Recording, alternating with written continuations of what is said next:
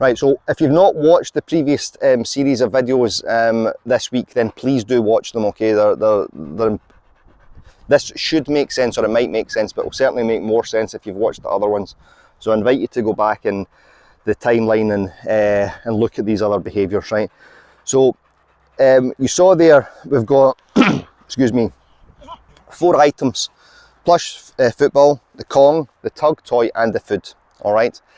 And also how they move, all right? So there's the interaction with the toy and also how the toy interacts, and they're all motivating factors. So we can use all of those things as reinforcement under the right conditions, all right? Now, these are comments that I get fairly often, and this is what kind of prompted me to do this kind of wee series of videos. The people turn around and say, well, let's see you do that without the food, okay? Now, the reason for that, or one of the reasons, there's a variety of reasons, and I could talk about this all day, and what's wrong with that statement. If we're used to using corrections with our dog, all right, if we're used to using that, the motivating factors are aversive. So I either want to avoid something unpleasant, painful, or uncomfortable, or I want to escape it once it's applied.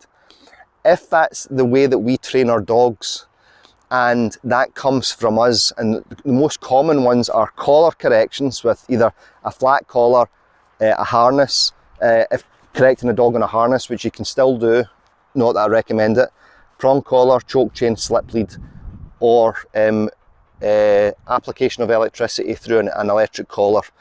Staring at the dog, taking the dog's space, okay, shouting at the dog, physical intimidation, all these coercive and aversive tactics that we can use, because with the exception of the e-collar, they all come from us. It means that the threat of that is always there with the dog, okay? So recently in England, Scotland banned corporal punishment for children across the board last year or the year before, and England did it this year. So there was a little debate on, or a discussion on one of the talk radio programs about it, and they were saying one of the callers phoned in. So he's from the north of England, and he said, I don't even have to smack my daughter anymore, I just need to threaten her with it, right? And I wanted to pause that and phone the guy and say to him, listen to the language that you're using. Threaten, that's the word that he used, okay? I just need to threaten my 8-year-old daughter with violence and she'll behave. So the motivation for that child to behave is the avoidance of the violence, okay?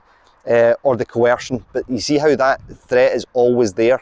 So what now happens is that we threaten the dog behaves, okay? We either threaten or use violence, force against the dog now behaves, and we now pet the dog. And people confuse that with using both.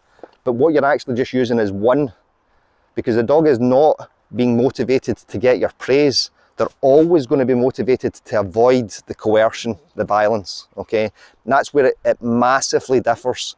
So when people will turn around and say, I want to see you doing that without the treats, one, I will say, why, okay?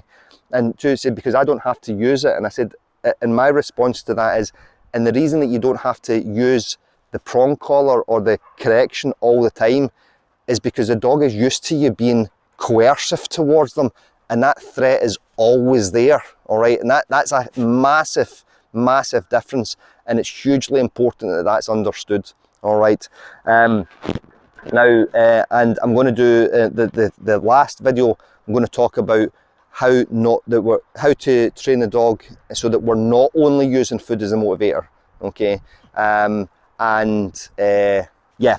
So some thoughts on that, and hopefully that's been useful.